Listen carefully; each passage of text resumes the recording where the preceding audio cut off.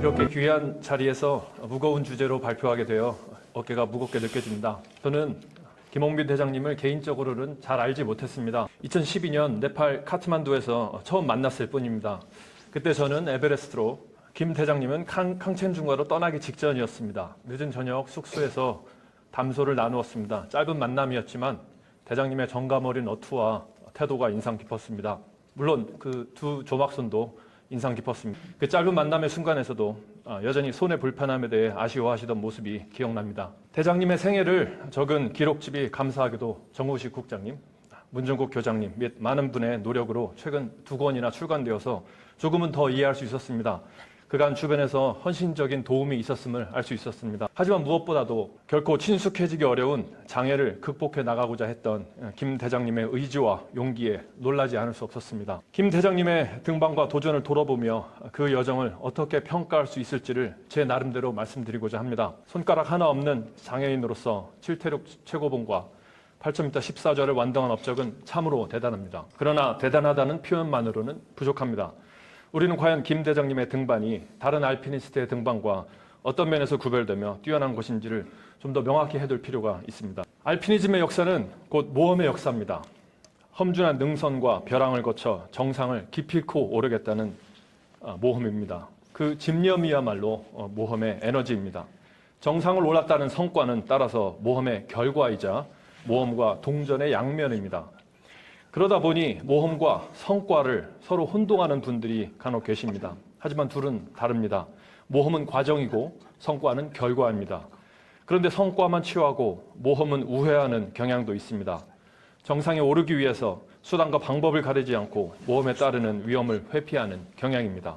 그건 외양은 등반이지만 내용은 모험이 아닙니다. 우리가 등반을 평가할 때는 성과와 결과보다는 과정과 내용이 중심이 되어야 합니다. 알피니즘의 역사 속에도 늘 성과와 과정 사이에 구별이 있었습니다. 알프스에는 산악 가이드가 있습니다. 위험 부담은 가이드가 지고 고객은 안전하게 정상까지 안내되는 과정과 성과 사이의 양분을 잘 보여주는 현상입니다. 히말라야 등정주의도 마찬가지입니다. 2차 세계대전 이후에 세계 열강이 히말라야에 도전하면서 수단과 방법을 가리지 않고 다른 나라보다 먼저 정상에 깃발만 꽂으면 된다는 결과주의가 득세했습니다. 대규모 인원을 동원해서 산을 차곡차곡 포위하면서 오르는 포위 전술, 극지법 전술이 그때 사용돼 지금까지 유행하고 있습니다. 오늘날 8,000m 14자 등반은 등반 가이드, 고정 루프, 고정 캠프, 인공 산소를 최대한 사용하는 결과주의형 상업 등반대 일색입니다. 하지만 그런 등반의 경향에 반대하면서 두세 명의 소규모로 팀을 꾸려서 우리 힘으로 할 수 있는 데까지 해보자라는 도전을 추구하는 모험가 산악인들도 있었습니다. 오스카 에켄슈타인, 엘버트 머메리, 빌 틸먼, 에릭 십턴, 헤르만 불, 라이놀트 메스너가 그런 인물들입니다. 성과보다 과정을 중시하자는 이들의 신념이 알피니즘의 뿌리가 되어 알피니즘의 진보를 일구어 왔습니다. 우리나라는 1960년대부터 왕성하게 고산 등반을 해왔습니다. 그러나 대부분 결과를 중시하는 등반이었습니다. 물론 엄청난 노력이 필요하고 매우 위험하기도 했습니다. 하지만 눈에 보이는 성과를 중시하는 한국 사회의 통념상 정상 등정은 놓칠 수 없는 트로피였고 과정을 중시하자는 말은 다소 한가로운 이야기였습니다. 그렇게 해서 국내에도 8,000m 14개를 완등한다는 히말라야 성과주의 열풍이 1990년대 말에 불기 시작했습니다. 그런데 14자 열기는 2000년대 초에 꺾였습니다.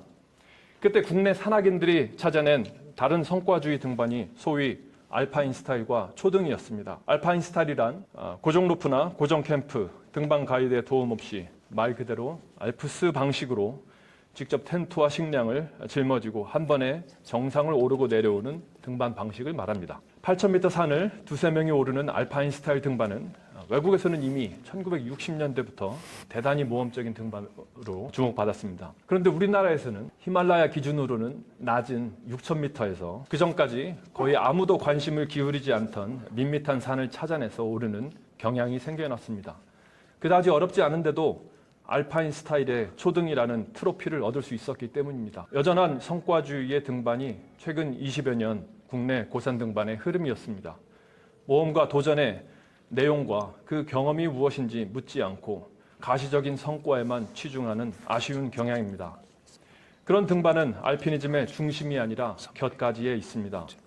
알피니즘의 진보를 열어가는 동력이 되지 못합니다. 국내 산악인들이 초심은 그렇지 않았습니다. 국내 등반지에서는 이런 모험의 왜곡은 있을 수 없기 때문입니다. 그러나 히말라야는 여전히 전문가의 영역으로 남아있고 아쉽게도 모험은 건너뛴 채 성과가 과장되는 관행이 뿌리내려 있습니다. 하지만 그런 중에도 김홍빈 대장은 국내 산악 역사에 손꼽힐 만한 모험가였다고 생각합니다. 제가 주목하는 김 대장의 등반은 바로 동상 사고로 이어졌던 1991년 데날리 등반입니다.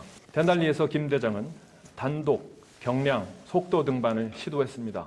당시 국내에는 잘 알려지지 않은 방식이었습니다. 결과는 아시다시피 큰 사고였습니다. 그만큼 위험성이 큰 등반이었습니다. 김 대장이 장애 이전부터 그런 모험을 의식적으로 선택해 나섰다는 사실이 중요합니다. 정상만이 목표였다면 이런 등반을 시도하지 않았을 것입니다. 모험 왜곡이 뿌리내린 상황에서 이를 거스르고 모험에 직면하려면 뚜렷한 문제의식이 있어야 합니다. 정상 자체는 어렵지 않게 오를 수 있기 때문입니다. 즉 모험이란 제약을 주는 조건을 스스로 만들어 나가는 게 관건입니다. 김 대장은 이 점을 잘 알고 있었고 실행에 옮겼습니다. 그렇다면 김 대장은 왜 사고 이후로는 방향을 돌려서 7대륙 최고봉과 8,000m 14조와 완등을 추진했을까요? 그 이유는 이런 등반이 김 대장에게 모험의 발판이었기 때문입니다. 이 점은 국내 몇몇 14자 완등자들과도 비슷했습니다. 돌아가신 박영석과 김창호는 이 두 분은 더 험한 산을 오르고 싶었으나 기업의 후원을 받기가 어려워 어쩔 수 없이 14자를 올라야 했다고 말했습니다. 고산 등반을 계속하려면 후원사의 선호에 맞춰 자기 등반을 절충해야만 했습니다. 그게 국내 고산 등반의 현실이었습니다. 김홍빈 대장의 사정은 저분들보다 더 어려웠습니다. 경비 마련이 더 어려웠습니다. 대중이 쉽게 이해할 수 있는 이름난 대상지를 갈 수밖에 없었습니다. 그래서 5대륙 최고봉 완등을 마친 뒤에는 7대륙 최고봉 완등으로 전환했고 그게 8,000m 14자 완등으로 이어졌습니다. 한편 다른 14자 완등자들과 차이점도 있었습니다. 김 대장은 IMF로 취업이 어렵자 가장 힘들고 어려울 때 가장 잘할 수 있는 것을 해보라 라는 말을 되새기며 5대륙 최고봉 등반을 시작했습니다. 이 산들은 사고 이전이라면 김홍빈 대장에게는 그다지 어렵지 않았겠지만 장애를 얻은 뒤로는 쉽지 않은 관문이었습니다. 나아가 14자 등반은 고종로프와 셰르파의 도움을 받더라도 중증 장애인으로서 그야말로 한계 수준의 등반이었습니다. 김홍빈 대장의 모험을 더 생각해 볼 수 있는 최근의 사건이 있습니다. 2023년 8000ERS.com이라는 독일의 고산 등반 통계 기관이 파격적인 조사 내용을 내놓아서 세계 산악계가 떠들썩한 일이 있었습니다. 그때까지 8,000m 14자를 모두 올랐다고 공표한 사람은 전 세계에 총 53명이었습니다. 그러나 이 통계 기관에서는 이들의 정상 사진을 전수조사에서는 14자 정상을 실제로 오른 이는 그중에 단 3명뿐이라고 밝혔습니다.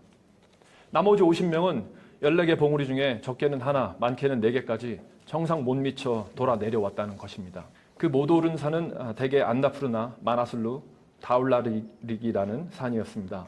이 산들은 정상이 선명하게 뾰족이 솟아있지 않고 정상부가 엇비슷한 둔덕 여러 개로 되어 있어서 실수가 반복되었습니다. 야간이거나 안개라도 껴있다면 더더욱 잘못 알고 돌아섰던 게 그간의 관행이었습니다. 한바탕 소동이 있고 나자 고산 등반에서는 등정 지점을 더 엄밀하게 따지는 경향이 최근 생겨났습니다. 저는 이게 모험 왜곡이 한 겹에서 두 겹으로 더욱 꽁꽁 싸매졌다고 생각합니다. 첫째의 왜곡은 비교적 오래된 성과주의의 왜곡입니다.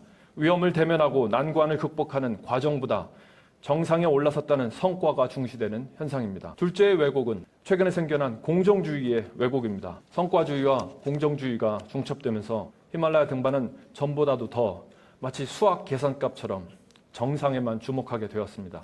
그렇다면 여기서 김 대장의 14자 완등 업적을 어떻게 봐야 할까요? 김홍빈 대장이 14개 봉우리에 정확한 정점을 올랐느냐 못 올랐느냐를 물론 따질 수는 있습니다.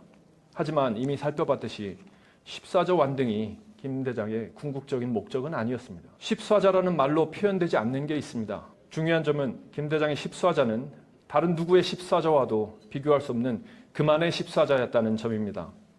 그가 넘어야 했던 난관은 다른 누구의 난관과도 전혀 비교할 수 없는 난관이었습니다. 김 대장의 여정은 베이스 캠프에서 시작하지 않았습니다.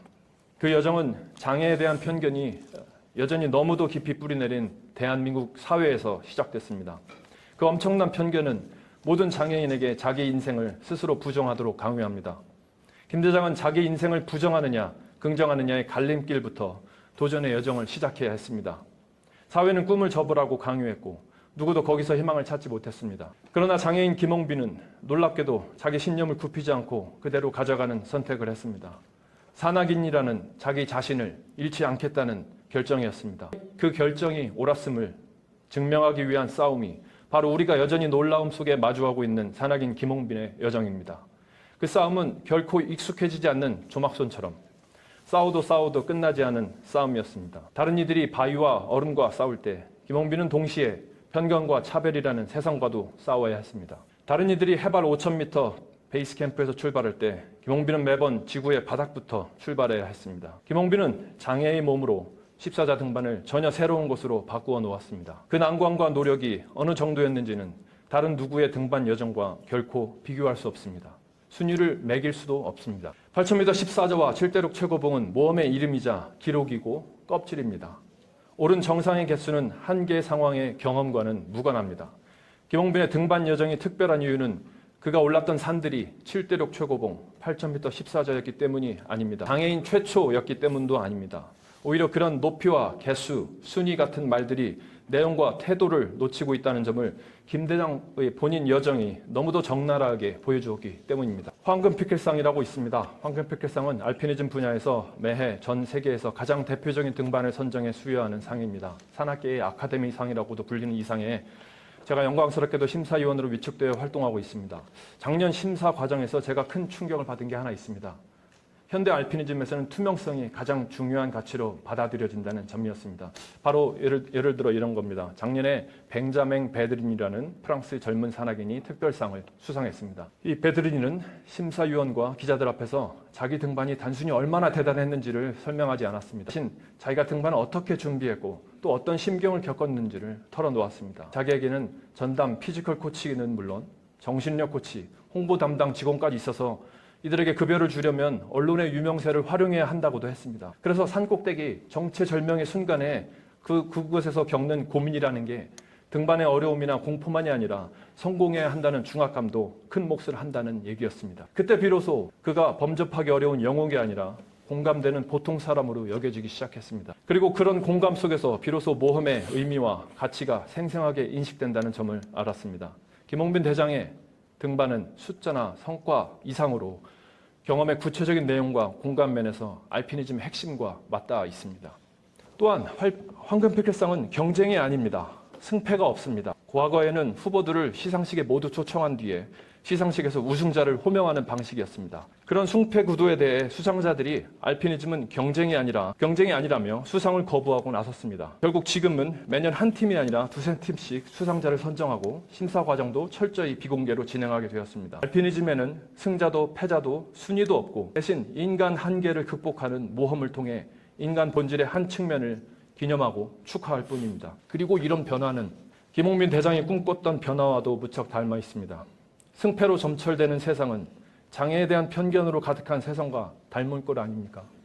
비장애인이 장애인보다 더 우월하고 장애인은 처음부터 패자라고 여기는 편견 말입니다. 그 편견의 세상은 세상이 승자와 패자로 나뉜다고 믿는 세상입니다. 그러나 김 대장은 그런 승패로 나뉘는 세상을 거부했습니다. 장애를 지닌 채 등반에 나섰던 김홍빈을 보며 사람들은 비로소 김홍빈을 패배할 수밖에 없는 장애인이 아니라 다른 이들처럼 도전하고 쟁취할 수 있는 한 사람으로 보게 됩니다. 장애는 곧 패배라는 도식을 등반의 여정과 그 궤적으로 보여주었기에 비로소 희망이 공감되는 것입니다. 그 희망은 단순히 어려움을 이겨내는 희망이 아닙니다. 편견과 차별까지도 바뀔 수 있다는 근본적인 변화에 대한 희망입니다. 그런 이유로 김홍빈은 14자 완등을 내가 해야 할 귀중한 일이라고 말했다고 저는 생각합니다. 김홍빈의 등반을 공감하는 일은 결국 지금과는 다른 세상을 단순히 꿈이 아니라 현실로 만들어가는 일이기도 합니다. 결론 짓자면 김홍빈 대장의 등반 여정이 값진 이유는 오로지 그만의 방식으로 대단한 모험을 감행했기 때문입니다. 물론 김 대장의 여정에는 수많은 이들이 함께했고 도움을 주셨으며 등반에서는 누군가가 항상 로프를 결속하는 일 따위를 도와줘야만 했습니다. 그러나 그런 상황을 만들어내고 언제라도 뒤돌아설 수 있는 길에서 앞으로 한 걸음 내딛기를 선택하는 용기는 오로지 그만의 것이었습니다. 김 대장이 마주친 세상의 숱한 한계는 누구도 알지 못했던 그 자신만의 것이면서도 사실 우리 모두가 당연하다고 여기는 편견으로부터 비롯된 것이었습니다. 거기에 김 대장은 굴복하지 않고 반기를 들며 해결 가능한 난간으로 바꾸어낸 뒤 이겨냈습니다. 그 지난한 과정을 전해 들으며 우리는 그가 얼마나 인간의 마음 아주 깊은 곳과 몸의 구석구석을 탐색했는지를 놀라움 속에 엿보게 됩니다. 보통의 산악인은 가보지 못한 대담한 여정이었습니다. 그게 김홍빈이 개척한 그만의 길입니다. 세상 그 누구도 가보지 않았던 길을 열어젖혀 갔습니다. 상상하기 어려운 크기의 용기와 도전이었습니다. 이게 제가 산악인 김홍빈을 불세출의 모험가라고 평가하는 이유입니다. 그가 감행한 모험은 전례를 찾을 길이 없이 멀고 험했습니다. 그럼으로써 많은 이들에게 희망의 가치를 일깨워 주었습니다. 그는 떠나고 없지만 그의 정신은 등반의 여정으로 생생히 살아 한국과 세계의 산악등반 역사에 길이 남아있을 것입니다.